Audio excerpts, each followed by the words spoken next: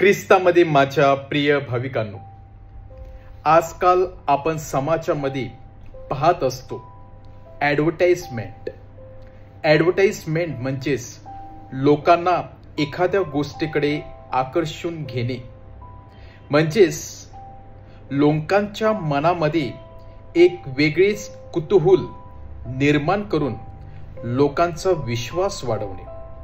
परंतु कुठल्याही गोष्टीची ॲडव्हर्टाइजमेंट करताना ती गोष्ट किंवा तो पदार्थ 100% प्युअर असेलच याची गॅरंटी नसते. कारण फक्त मालकाला आपल्या वस्तू किंवा प्रोडक्ट विकल्या गेल्या पाहिजे हे महत्त्वाचे असते. त्यासाठी लोकांच्या जीवनामध्ये काय होईल याचं त्याला देणं घेणं नसते. आणि म्हणूनच पुष्कळ वेळेला ॲडव्हर्टाइजमुळे अनेक लोक गोष्टी विकत घेतात. कालांतराने जेव्हा त्यांना सत्य समजते तेव्हा ते निघून जातात किंवा त्या गोष्टीवरती बहिष्कार टाकतात. परंतु प्रभू येशू ख्रिस्ताने कधीच आपल्या शिष्यासमोर ॲडव्हर्टाइजमेंट ठेवली नाही किंवा खोटी फसवेगिरी केली नाही. परंतु जे सत्य आहे ते सत्यच आपल्या शिष्यांना सांगितलं.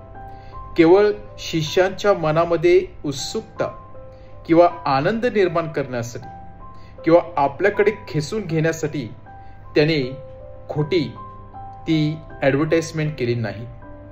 तर त्यासाठी प्रभू येशू ख्रिस्ताने त्यांच्यासमोर खरं जीवन काय आहे आणि जीवनामध्ये कुठले सुख आणि दुःख येणार आहेत, जीवन कशा प्रकारे जगावं लागणार आहे यांचा खुलासा त्याने अति मोकळ्या मनाने आपल्या शिष्यासमोर केला. आणि म्हणूनच आज प्रभू येशू ख्रिस्त आपल्या शिष्यांना सांगत आहे, जर जगाने माझा द्वेष केला, जर जगाने माझ्यावरती कधी कधी बहिष्कार टाकला, तर तुम्ही माझे फॉलोवर असणार म्हणूनच किंवा शिष्य आहे म्हणून तुमचं देखील जग द्वेष करणार आहे.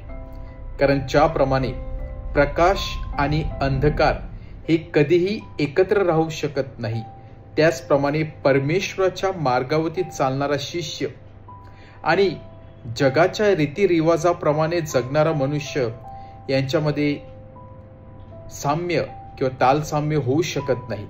यांच्यामध्ये नक्कीच मतभेद असणार आहे. आणि म्हणूनच जग परमेश्वराच्या मनुष्याचा द्वेष का करते? कारण परमेश्वराच्या मार्गावरती चालणारा व्यक्ती हा सत्याच्या मार्गावरती चालत असतो, न्यायाच्या मार्गावरती चालत असतो आणि जगाला ते आवडत नसते.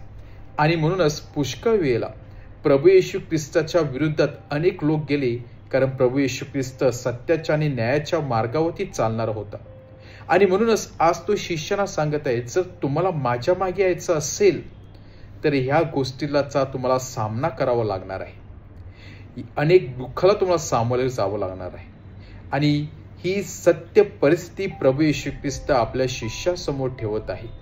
आणि म्हणूनच प्रभू येशू ख्रिस्त आपल्या शिष्यांना केवळ पकडून ठेवत नाही, तर त्यांना फ्रीडम देत आहे. जर तुमची इच्छा असेल तर माझ्या मागे या, माझा अनुभव घ्या, माझ्या मार्गावरती चालण्याचा प्रयत्न करा. परंतु त्यासाठी तुम्हाला अनेक कष्टांना सामोरे जावं लागणार आहे. आणि म्हणूनच जरी सुरुवातीला प्रभू येशू ख्रिस्ताच्या मागे जास्त शिष्य आले नाही, परंतु हळूहळू जेव्हा त्यांना लोकांना प्रभू येशू ख्रिस्ताची गुणवत्ता कळली, लोकांना प्रभू येशू ख्रिस्ताचं कार्य काय हे समजलं की प्रभू येशू ख्रिस्त केवळ फॉल्स प्रॉफिट नाही, तर खराखुरा शिष्य आहे, खराखुरा देवाचा पुत्र आहे, त्याचं कार्य हे खरोखर 100% प्युअर आहे हे जेव्हा शिष्यांना समजलं, तेव्हा ते त्यांच्यासाठी प्राणाची आहुती देखील देण्यासाठी तयार झाले. आपण सर्वजण प्रभू येशू ख्रिस्ताचे निवडलेले शिष्य आहोत. विश्वासामध्ये आपण रुतलेलो आहोत. आपण जवळून प्रभू येशू ख्रिस्ताचा अनुभव घेतलेला आहे. आणि म्हणूनच आपल्याला सत्य काय हे माहीत आहे. आपल्याला माहीत आहे की प्रभू येशू ख्रिस्ताने आपल्या जीवनामध्ये काय केलेलं आहे.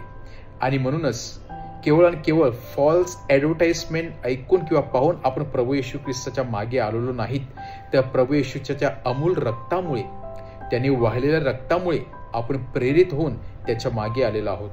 परत एकदा आपण प्रभू येशूच्या मार्गावरती चालण्याचा प्रयत्न करूया. प्रभू येशू ख्रिस्ताच्या वचनाला धरून राहूया आणि त्याचा आपण विश्वासाने पाठलाग करूया. आमेन.